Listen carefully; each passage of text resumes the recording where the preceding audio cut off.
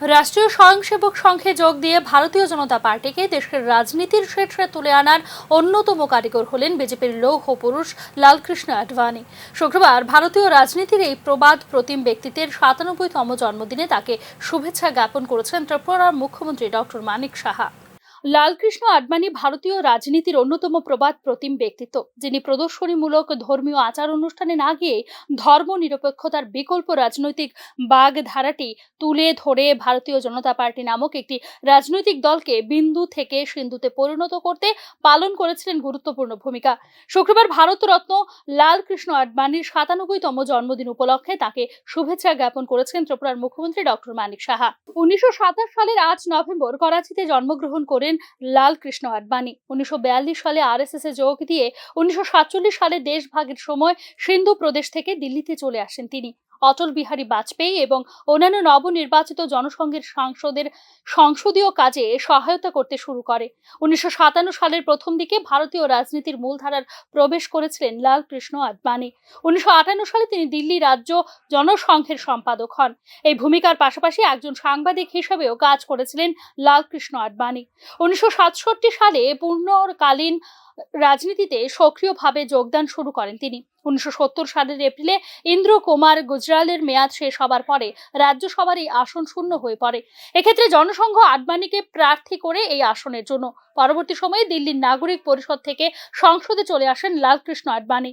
দীর্ঘ রাজনৈতিক ইনিংসে দেশের উপপ্রধানমন্ত্রী, বিরোধী দলনেতা এবং বিজেপি সভাপতি সহ বেশ কয়েকটি গুরুত্বপূর্ণ পদে দায়িত্ব পালন করেছেন বিজেপির এই লৌহ পুরুষ।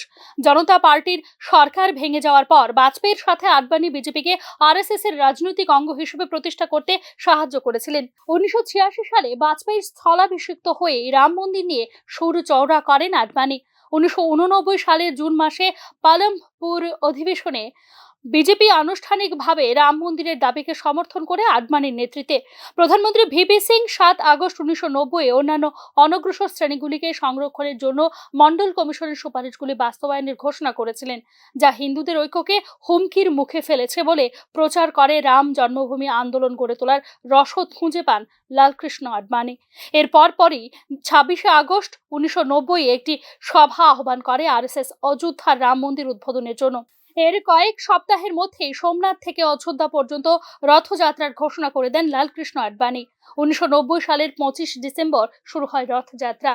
গুজরাটে এই যাত্রায় আয়োজনে সাহায্য করেছিলেন নরেন্দ্র মোদী। রথযাত্রাটি ব্যাপক প্রভাব ফেলে ভারতীয় রাজনীতিতে, যা জাতীয় রাজনীতির কেন্দ্রে নিয়ে যায় আডবাণীকে।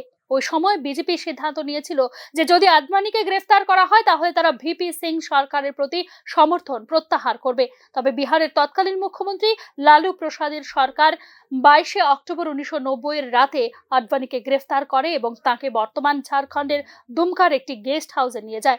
প্রেক্ষিতে ভিপি সিং সরকার থেকে সমর্থন প্রত্যাহার করে নেয় বিজেপি। সারা দেশে রথযাত্রা নিয়ে কয়েক মাস অতিবাহিত করার পর অবশেষে অযোধ্যায় কর সেবা করতে প্রবেশ করেন আডবাণী, যা অবশেষে ১৯৯২ সালে ৬ ডিসেম্বর রচনা করেছিল বাবরি মসজিদ ধ্বংসের পটভূমি। ১৯৮৪ সালে দুটি সংসদীয় আসন থেকে বিজেপিকে তুলে এনে বর্তমানে ১৫ বছর ধরে বিজেপির সরকার গঠনের দীর্ঘ ইতিহাসে লালকৃষ্ণ আডবাণীর ভূমিকা অনেকটাই গুরুত্বপূর্ণ বলে মনে করেন রাজনৈতিক বিশেষজ্ঞরা। বাজপেয়ী সরকারে উপপ্রধানমন্ত্রী পদে থাকা সত্ত্বেও ২০০৪ সালের সাধারণ নির্বাচনে পরাজয়ের পরে সভাপতি হিসেবে দলকে পরিচালনা করেন তিনি।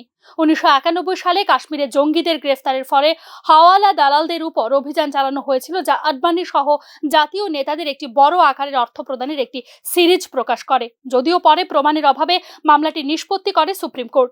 ২০০৫ সালে পাকিস্তান সফরের সময় মোহাম্মদ আলী জিন্নাহকে ধর্মনিরপেক্ষ নেতা হিসেবে ঘোষণা করে দল এবং সংঘ উভয়কে হতবাক করে দিয়েছিল পোর খাওয়া এই রাজনীতিবিদ। তবে ফিরে আসার পর বিজেপি সভাপতির পদ থেকে ইস্তফা দিতে বাধ্য হন তিনি। ২০১৪ সালে লোকসভা নির্বাচনের জন্য বিজেপির প্রচার কমিটির চেয়ারম্যান হিসেবে নরেন্দ্র মোদীকে অভিষিক্ত করার পর সমস্ত দলীয় পদ থেকে পদত্যাগ করেছিলেন লালকৃষ্ণ আডবাণী। ২০২৪ সালে ফেব্রুয়ারি মাসে লালকৃষ্ণ আডবাণীকে দেশের সর্বোচ্চ বেসামরিক ভারতরত্ন সম্মানে ভূষিত করে সরকার। Bureau report, news now.